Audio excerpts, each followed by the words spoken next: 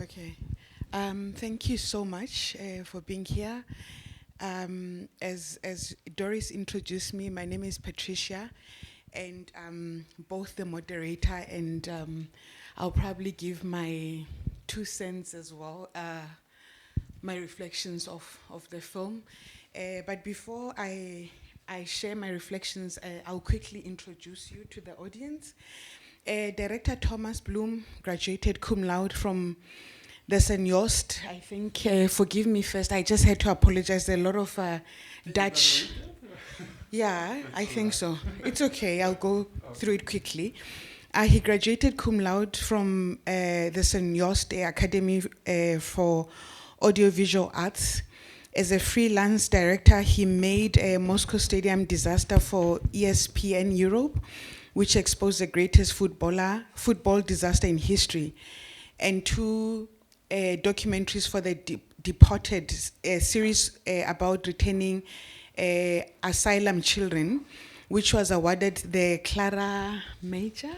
I can give a short summary. Okay. I do this a long time, Okay. and I made a lot of documentaries all over the place, and also one which led to this series, which is called The Hunt for Gaddafi Billions. It was also on ARTE. And another one, perhaps people in the audience have seen it. It's about Saudi Arabia. It was on ZDF Info. So all over the place. Yeah. Okay, great. Yeah. Okay, so I'll leave it there. Then I will just share my reflections. Please. So I also decided to sort of put down my notes because I had the privilege of watching the film before you guys. So I just decided to put down the notes so that I'm not all over the place. Firstly, I'd like to express my gratitude to Thomas and his co-producer, Misha, Wessel, and Xoliswa Sithole, for their remarkable film. Before inviting Thomas to discuss the film, I would like to offer my reflections as a non-specialist in apartheid. I speak as a citizen of South Africa based on what I've heard and read. The film raises several critical issues. However, before I raise some of those issues, let me start by characterizing my understanding of apartheid. I think it is important that we are cognizant of the fact that apartheid was not merely an event that started in 1946 and ended in 1994. But for me, I see it as a colonial system that is embedded in structures, institutions, and people's psyche, in which power, economy, subjectivity, space, education, language, and marriages, just to mention a few, were organized in a manner where race served as a fundamental organizing principle. It is not an event, as its effects have persisted beyond its legal abolition. Consequently, I question whether apartheid left anything untouched in South Africa. By this, I'm highlighting the enormity of apartheid. So one of the themes that emerged in my mind as I was watching the film is the notion of continuity and discontinuity theme between apartheid and the so-called post-apartheid or democratic South Africa. For instance, violence continues. Example is the Sharpeville massacre depicted in the film, and the Marikana massacre, for those of you that happened in 2012 in the Northwest Province, where black miners were killed during a peaceful protest in ways similar to the 1960 Sharpeville protest against pass law. But the Marikana massacre was about demanding improved working conditions and wage increases.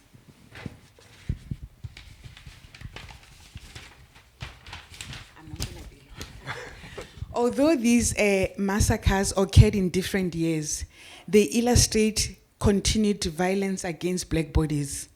Another observation speaks to the notion of free at last, which is the title of the film in English.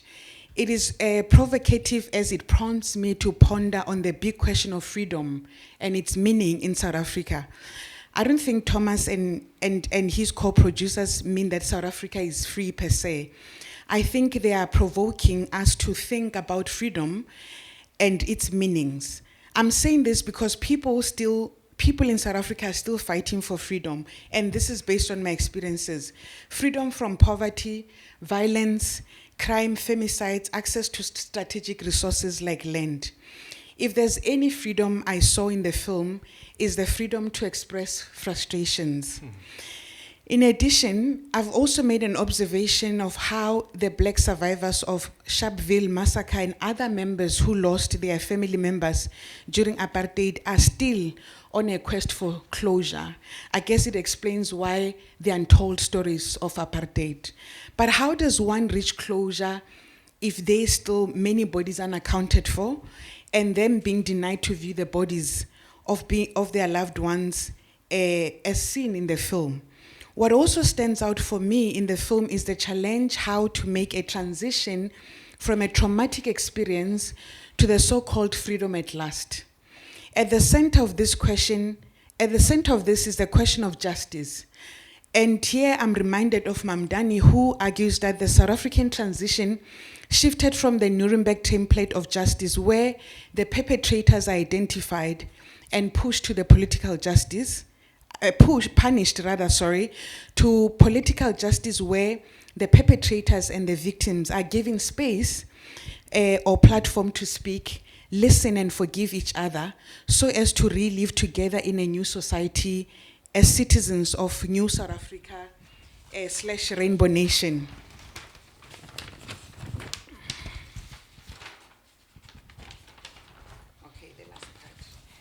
However, it's important to note that the Truth and Reconciliation Commission, it's contested in the context of South Africa, the question whether it worked or not, particularly because the perpetrators, as we've also seen on the film, refused to avail themselves to before the TRC.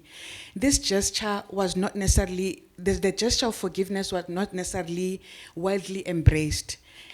Perhaps my last reflection is that we see ANC, the African National Government, paralyzed in the face of these challenges, where the ANC, the African National Congress, is fighting for its political survival.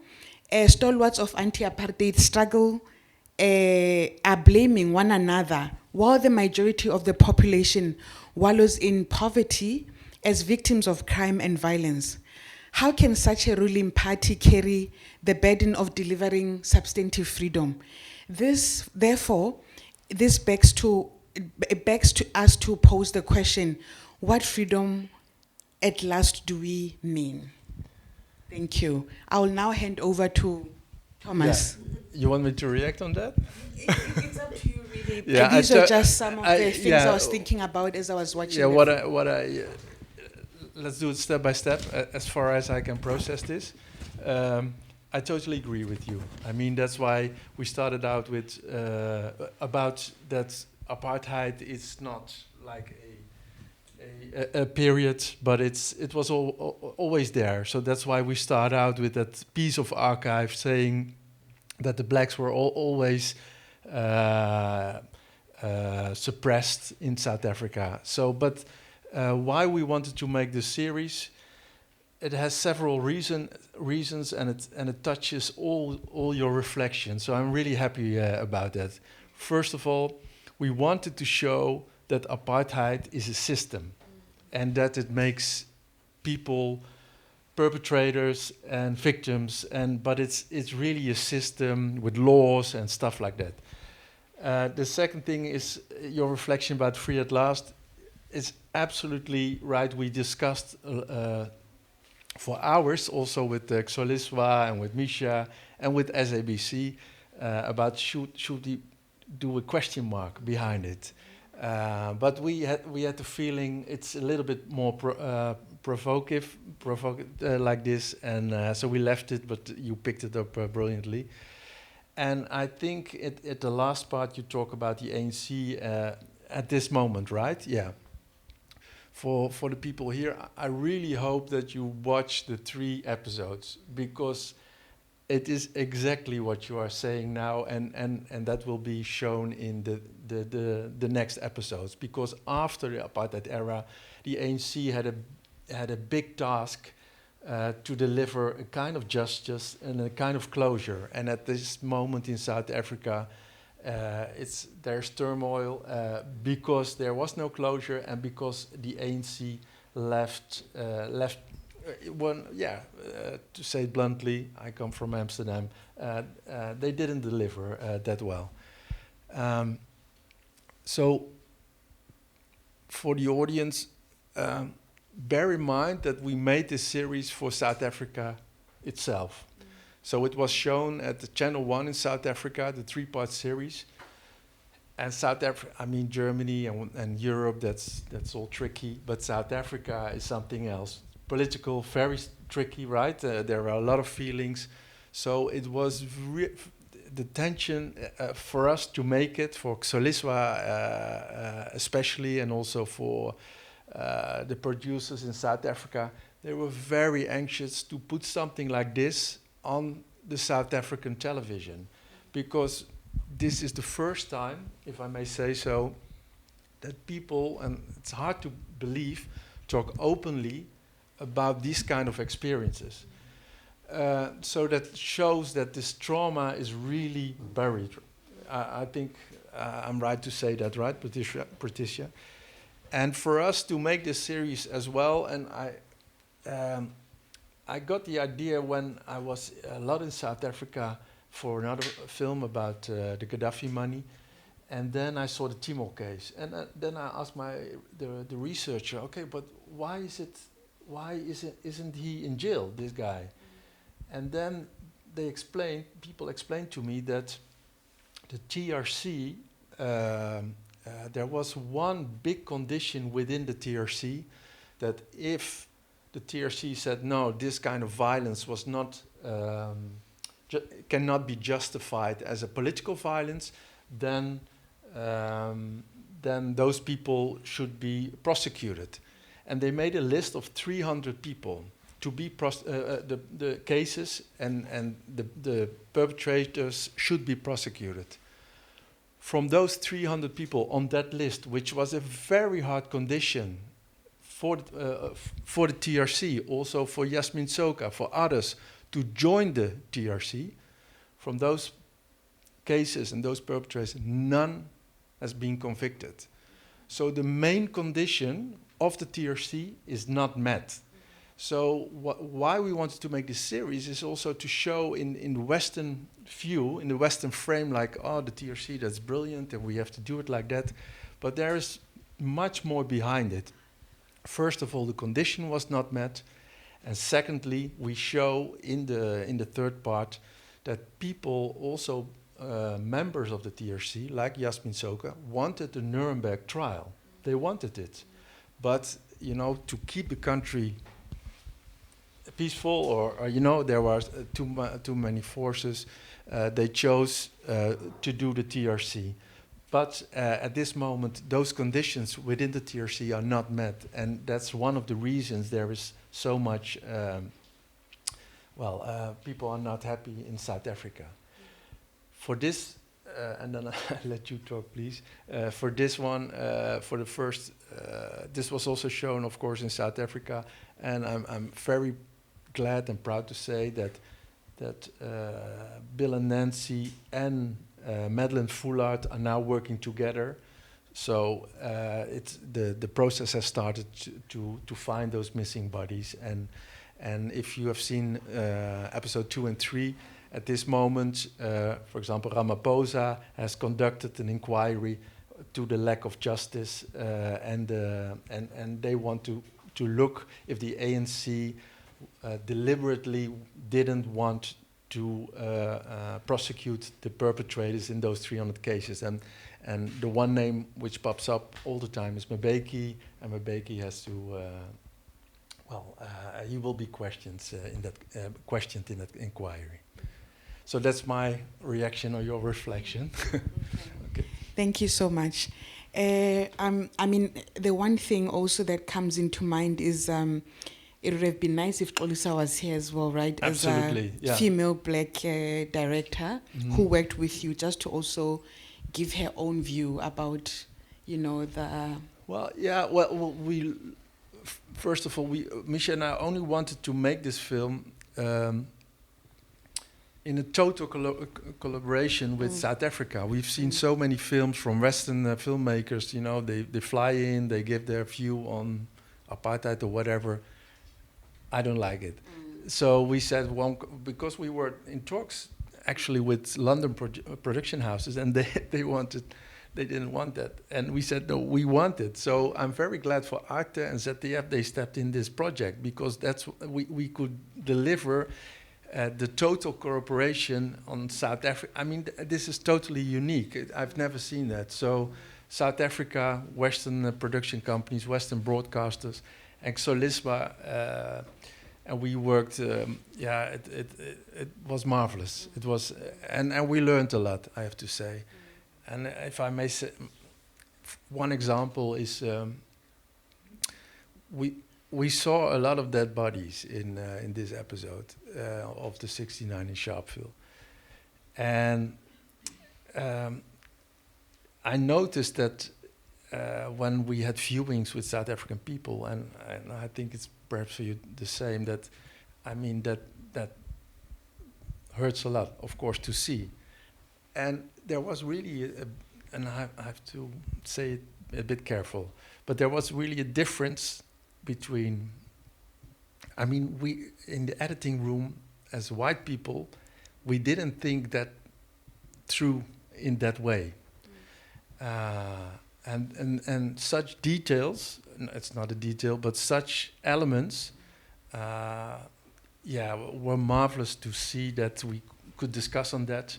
For example, the role of the PAC instead of the ANC. All those things even if you study 20 years of South Africa, you don't understand it. So it was a total cooperation. So Xoliswa was viewing everything time and time again, gave her view, and you know we gave our input, and I've never had such a brilliant cooperation. Yeah. And then before I open the floor for questions, I mean, there's the one thing also that I noticed was you saw how the Ntate, what's his name? I'm grandson? No, not the grandson, but one of the lady who survived Sharpeville, and the man who was among those who organized the strike. Michael Chikizo, Yeah, and I was looking at when you guys were capturing those stories, and they started crying. And I mean, this is something that happened many years ago, but obviously you can see that as we are filming, the wound is still fresh, right? They had to, I think the interviews took them back to that dark place where they had to relive the trauma. So my question here is then, you know, as a researcher, I mean, normally we're trained that when you doing interviews with your participant, it's important to sort of maintain a distance, you know, to sort of to be able to, you know, maintain not subjectivity, but objectivity, right? And then you shouldn't be so close. So my question is, what was going on? Like, what is your take on that? How did you handle, you know, that part when people start crying and breaking down in front of the camera, right? And were there any referrals? I mean, but if any, I mean, even if you were to refer to if you were to refer them to a therapist or a counselor, I mean, no amount of counseling will sort of help them because for as long as there's no justice, right? Yeah. So, but I just want to get your input, or what did you think? What was going on? Well, first of all, I did the filming in Sharpeville, and together with Xoliswa, she was there also, and Tsawana from Sharpeville itself. And the first thing is those were marvelous people, so warm and open, and I think the openness of them has, I don't know, has set us on the path also to open up, because in the next episodes there are a lot of cases, a lot of stuff to open up also in those cases. And Michael Chikizo is, I mean, he's grand. He knows Sharpeville, he knows everybody, and he's not afraid. I think that's the main point. Back then, as a young man, he was not afraid to oppose the white oppressors, and now he's not afraid to show his emotions. So I was interviewing him, and I don't know. It happened, yeah, and yeah, it was a blessed moment, I think.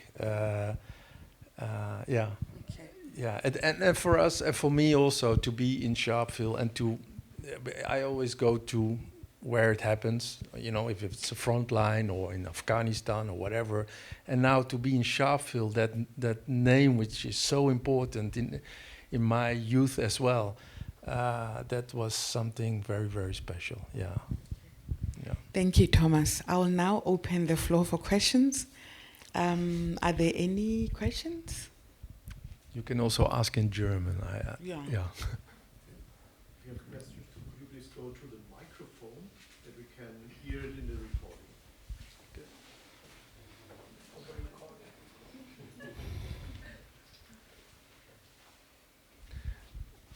Okay. I can. There are no questions. Okay. Somebody dares. Yeah. Please introduce yourself, your name, and your institutional affiliation. Yeah, so my name is Tilman Lüders. I'm also a member of the University of Bayreuth, but not in the Cluster of Excellence of Africa Sciences, Natural Sciences. But I lived in South Africa as a child for 5 years, so I lived there during the late 70s. So I experienced also my own part of the apartheid side. So, but my question, so first of all, before I pose my question, I would like to express my deep gratitude and appreciation for the work that you did on this series, and also for your very elegant elaboration on the background and your personal perspective. Thanks a lot. So the question that came to my mind, so we've been hearing a lot about the TRC inquiries, and also the Nuremberg processes have been mentioned a number of times.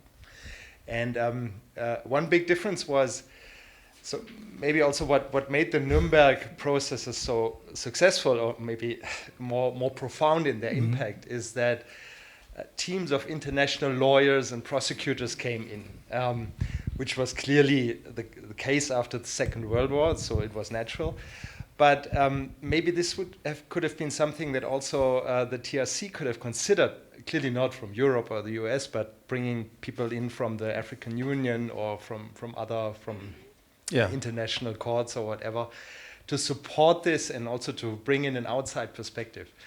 Do you have an idea of why this was not done or not considered?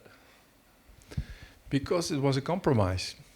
Because ANC had to compromise with the National Party.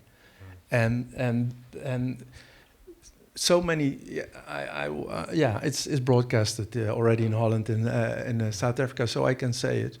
There was a political deal, and political agreement because the National Party and the white perpetrators had so much dirt on ANC, and we will show that in the series. For example, the ANC camps outside South Africa where people were trained. There were also tortures. There were ANC spies. So there was a lot of dirt on ANC members. So they said, those people said to the ANC, okay, if you come after us, we come after you. Then all this dirt will come out.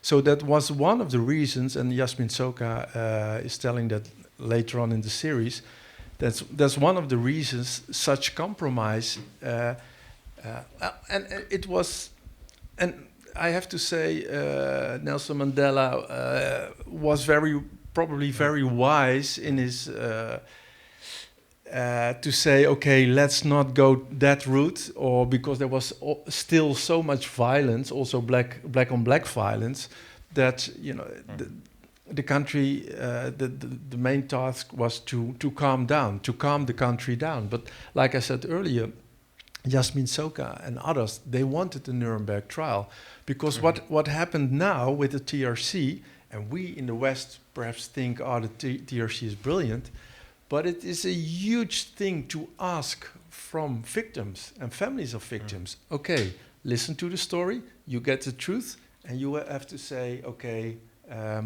thank you for the truth, and there will be no prosecutions.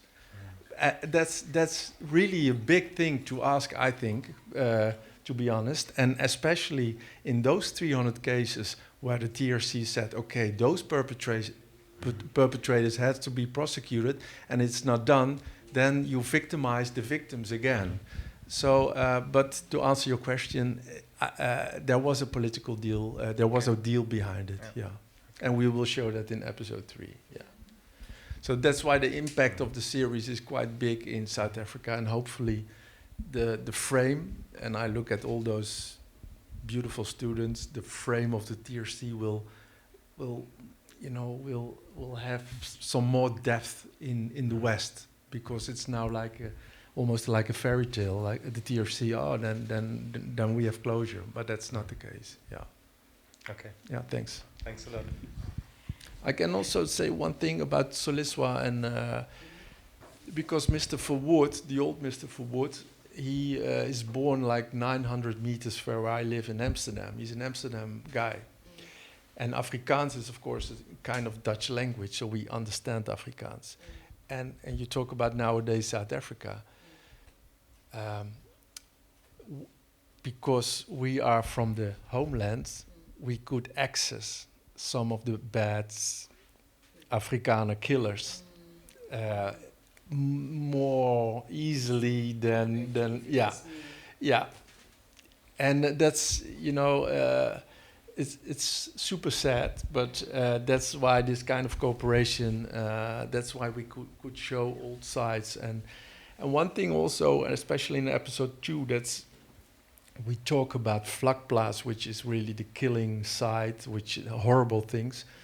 We showed it to a lot of young South African people who are disgruntled, because we were afraid, okay, are those stories too hard-hitting? But what we noticed is also with young South African people is that they really wanted this information. First of all, they wanted to know what really happened. What is vlakplaas? What happened? And so because we speak a little bit of Dutch and Afrikaans, we could get those interviews. Yeah. Thank you. Are there any more questions? Remarks? Comments? Hello.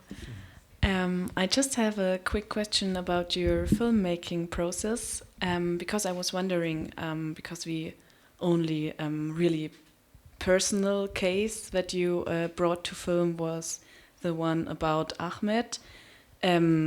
Of course, every case is personal, and I'm sure there are many unsolved deaths or suicides in the history of apartheid. And I was wondering how you went about choosing which cases to present really prominently, and if there were maybe families who were disappointed or maybe even angry at you for not showcasing their family members' individual fates. Well, it's a whole process. Like Tilana, I know now for a couple of years, because the betrayal of her from Tilana, the betrayal of her father. I heard that when we were filming for another documentary in South Africa, and immediately it struck me. I thought, okay, first of all, this is kind of miracle. Tilana, as a young woman of 19, she was already aware that this system was wrong, and she expressed it already. She got beaten up by her father, and she didn't participate in this racist attitude. So for me, I thought, okay, that is something so rare. I mean, if you are brought up in a certain environment, if you as a young child, if you develop such a morality, that is rare. So, and I wanted to understand the structure of the story. So I wrote back then a long read for the main Dutch newspaper, just to look if we could structure this story. and but she was never on television. So when when we thought, okay, let's try and make the series, then I reached out to Tilana and said, okay, do you want to tell the story and how you betrayed your father? And she was willing to do it. So to get to those real emotions, I think it's very important to connect to people, and that sometimes takes a long time. With Michael, it was shorter. But we have marvelous other, it's a 3-part series. So we have marvelous other, very, very strong cases. Yeah, very strong stories where things shift from perpetrator to victim to perpetrator again. But it takes years to connect, and that's why. And so we first saw the stories. Okay, those are interesting because they have strange twists, and they tell something about the system. And then, of course, we connect, and some of those people were willing to tell the stories. Nobody was angry. This first episode was shown before. I wasn't in Johannesburg because we didn't have time, but I really regret it because it was shown outside in the air at the prison where Mandela was imprisoned, and also Gandhi. And I heard it was a really, really emotional story, and also other families were there. So there is a kind of connection between the families who are looking for truth and closure. So so there is not like, I want to be upfront or what. They now have I think 45 families have now. They want to bring President Ramaphosa in court to force an investigation into the delay of the prosecutions. Yeah, so they are working together. One of the families is who didn't have closure in that sense is also Steve Biko. I mean, it's still, I think, behind his name, the official cause of death is like tripping something or falling, or it's an apartheid, but it's not opened up, that case still. And so are many cases, but hopefully it will now. Yeah. Thank you. Thank you. Are there any more questions? Okay. Hi. First of all, thank you for your movie, and thank you for your reflections and thoughts. I don't have a question, just a little comment. And already I want to say thank you for giving us such an important insight into like a white supremacist system like apartheid was, because it strikes me every time again to realize how many people here in the Global North, or however you want to call it, don't have any clue about what was going on back then, even what is going on today. So thank you for showing such a specific case of injustice and violence, so that hopefully one day there's like a collective remembrance of what happened and an acknowledgement what was going on. Yeah, thank you. Thank you so much. Jaihui, did you want to say something? Oh, okay. I found it, for me, the grandson of Verwoerd, of Willem Verwoerd, he goes around in the 3 episodes. His life is, he was a grandson of Verwoerd. He went to London, was a student, his eyes opened, came back, he became member of the ANC, he even worked at the TRC. So he made this turn also. But I find it so important to put in the quotes about the Dutch Reformed Church and about, with the Bible in the hand, having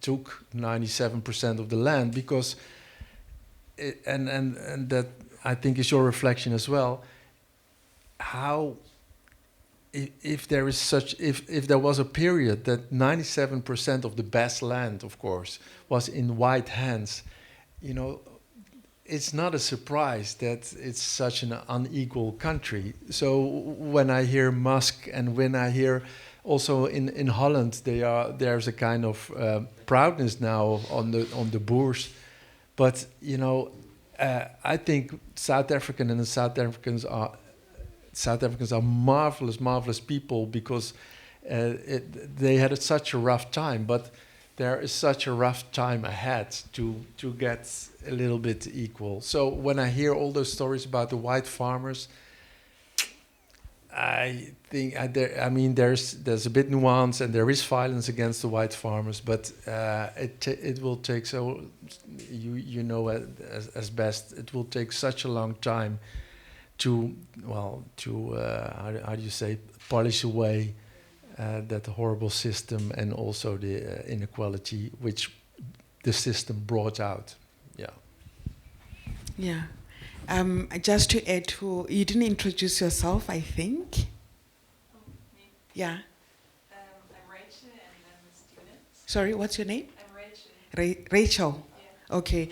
I just wanted to add to what Rachel was saying, because as I was sitting here, I'm a mother, so I agree with her that this is amazing, that first and foremost, like you're saying, that being a white person from the Netherlands, it's amazing how you're able to get access to all this information that if me or Ramaphosa would go to those spaces, wouldn't be able to have access. So I think I'm just reminded that it would be nice as well for my kids also to know what happened in their country, right? And I was just thinking, like, this is amazing. This film should be shown in schools. At the universities, they should be examined on such material, because, like you're saying, sometimes I remember when I was doing my honors in South Africa, and for the first time, and this speaks to how, our education system is very Eurocentric in South Africa, and for the longest of time, we didn't know anything. Like when we were taught in sociology, for instance, we always got introduced to 5 white men from 5 white countries, right? Emil Durkheim, Karl Marx, Max Weber, right? But nobody, I remember when I was doing honors level, that's like 4 years of university. I have not heard anything about any of the South African sociologists, right? Just because there was no term or concept sociology, it doesn't mean that there were no sociologists at the time in South Africa, right? So it's only in honors that I was introduced to people like Achima Feje, all these amazing, brilliant South African scholars who actually speak on social issues, right? So I think this work is important because then kids can be introduced to it earlier on, and they get to be critical and appreciate and see, and not to forget what has happened in their country, and perhaps also help us understand why things are as they are, because a lot of what's happening in South Africa now, it's very much shaped by the system, apartheid system, which even though, like I've said in my reflections, that even though the physical administration of it has ended, but it continues to haunt us. It's there constantly. I mean, the land issue, it's still a huge thing. Yeah. And I was very appreciative when Willem Vervoerd mentioned that admitting that they actually took 87% of the land. And then we were left with nothing. Like majority of black South Africans were pushed to the margins of, South Africa, where the soil is not fertile for them to plant anything really, So I agree with Rachel. It's amazing what you've done. Yeah. No, we because we thought we have one chance with ARTE, with VPRO, ZDF, and especially with SABC, and. To retell the apartheid story, and at the same time look at what is not solved, or look what really happened. So you will see in part 2 and 3 we have also tough interviews with ministers back then who admit, that so we felt we have one chance to retell it in a decent way. And hopefully it will resonate, but but it will be shown in a lot of countries at least. So yeah. Okay, Any more questions?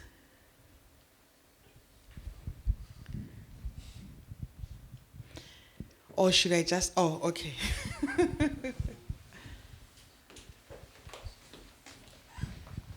Hi, I'm from Namibia, so next to South Africa, and just to say thank you again. I think it should have been shown at school. It wasn't. I'm curious to know what your thoughts are on the most recent South African election, because it's been the first election where people born after apartheid could vote, and things have changed quite a bit politically in the country. So I'd be curious to know what your thoughts are on that. Yeah, well, I think it's logic that the ANC doesn't have a total majority now. Yeah. And one of the reasons is that they didn't fulfill a lot of promises, and of course corruption. We made the Hunt for Gaddafi's Billions, and we showed that Gaddafi was sponsoring certain former presidents of South Africa. So there was quite a corruption going on, and the DA, of course, has done. I'm apolitical. I mean, even in the Netherlands, I never tell who I vote or whatever. So, but in Cape Town, there is this feeling like, okay, they are not doing a bad job or something. So yeah, if it feels logical. If you promise a lot and you don't deliver, then yeah. Well, my 2 cents on that is that I think, of course, people feel like it's been 20 years post-apartheid, or is it over 20 years, or over 46? 35 years. 35, yeah, thank you very much. And of course, people now feel like, okay, fine, surely there should be changes by now. There should be, service deliveries, all the struggle, or the challenges that, in relation to service deliveries now, things should be better, right? But I also feel like in the process of us wanting that, and again, I said this way, I think we need to remember that the ANC, the African National Congress, also inherited so much of burden from the apartheid, right? So much. So I think 35 years, it's not enough to actually, for them to repair all sorts of things, like all, because I believe that they sort of made sure when they gave up power, they destabilized the country in such a way that it will take years and years, for us to recover. And what's happening to some extent is sort of to prove that black people are incapable of actually ruling themselves. And this is not to say ANC political party or members are perfect. I acknowledge that there's corruption, but even in the national parties, there were corruptions. They've done so much looting. And I feel like sometimes we sort of often, overlook that, and I've also had a lot of people, I've had these conversations when I was teaching at the University of South Africa, where a friend would be like, well, I'm tired of ANC, during apartheid, where black people are actually nostalgic about apartheid, that the National Party built them houses, but those were like matchboxes in those lines. Yeah, my grandmother had one. I grew up in those houses, and people would be happy, right? And then, so people felt like, well, they did something, and what is ANC doing, right? So I think for me, it's perhaps also, if such work is accessible to students now, younger people, then they would question whether, and again, power in South Africa still lies with white people, whether we like it to admit or not. So, yeah. Yeah, also what struck me, and I don't know if you agree with me, but with the younger generation in South Africa, the anger towards Nelson Mandela and against Tutu, and what I hear constantly, okay, they have given us political freedom, but they didn't give us economical freedom, and I think that if that's not changing, then that the anger stays, of course. Yeah. No, I agree completely. I think the wound is too deep. Yeah. But thank you. Okay, thanks. Any more questions? Oh, they're leaving. I thought they were coming. Okay. Okay. Just one very short question. It concerns the part 2 and 3 that you've mentioned. Of course, people here in the room are very curious where and when we will have the chance to see those 2 other parts. Can you say anything on that? Yeah, I think it's aired on ARTE on the 20th of May. 20th of May. Yeah, and then, but every week one episode? No, I think in the evening the whole 3. Really? Yeah, I think. Okay. I have to look, but So if we miss, okay, let's wait for. Yeah, yeah. That's a hard watch to do the 3 series back to back. Yeah.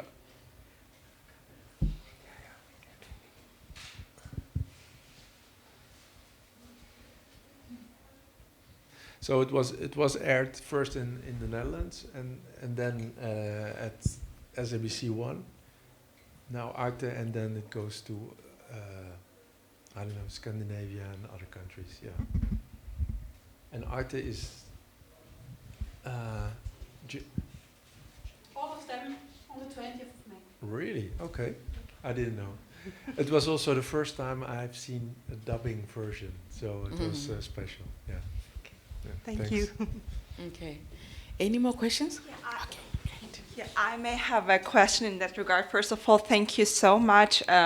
My name is Nihan. I'm a doctoral candidate of intersectionality studies. Personally, come from Turkey, but we are, with whatever is happening in the world, whatever we are observing, we are thinking more and more how it has been in the past. And South Africa has always been an inspiration for us, and it was so interesting to learn more and more about. One of my questions were going to be like, how did you manage to get the corporations, the content? But it was already very well answered in the discussion. But I was wondering if you are only considering the European landscape to be promoting the documentary series, or do you have an interest or ideas to let it reach to other countries? Yeah, well, it's a bit boring answer, but that's a sales agent who is doing that, and I'm always surprised. You know, if you make something, then sometimes I'm in a country and then I put it on the television and then I don't know exactly, but my guess is that it will reach Turkey and America and other countries as well. The Gaddafi documentary went to 40 countries or something. So I fingers crossed, I hope really that this series will have that reach as well. Yeah, but. And my question is going to be lack of knowledge. How do we find ARTE, like the product? Is it on national TV? Is it online? ARTE is national television here, right? I don't know. I think Doris can answer the So non-German context. Excuse. No, it's just I know in France it's Channel 4, but I don't know in Germany and I think perhaps it goes to ZDF Info. I don't know, but I haven't watched it. Yeah. Perfect. Yeah. Thank you so much. And I to answer your question about the people who also in Holland, for example, we are working now on a documentary about the former prime minister, and there was one editor-in-chief who said back then, many years ago, just wait 20, 30 years, and then, you know, sometimes it's time for people to talk, and that was at this moment. Mm-hmm. So we even got the politicians, and yeah, it's amazing. So we feel really blessed that we could show all sides. So please look at 2 and 3 as well, because it's really rare that. And also Xoliswa played a very big role in that, especially on the ANC side. Marvelous people who were willing to talk to us. Yeah. Amazing. Thank you. Thank you. Thank you. Thank you. Any more questions? Okay. Should we wrap up? Yeah, but I want to say one thing. Okay. Okay. South Africa is such a beautiful, beautiful country with such beautiful, beautiful people. I mean, if you have the chance to go to Africa, but especially South Africa, I mean, there's so much we lost in our society here in Western Europe. And you know, if you come at the airport and I hear that full laughter from somebody somewhere, I'm always happy to be in South Africa. Hopefully a little bit less crime, that would be nice, but yeah. But it's such a magical country. So yeah, I just wanted to say that. Thank you so much, Thomas. This was amazing. Thank you so much for coming. Can we give him a hand of applause?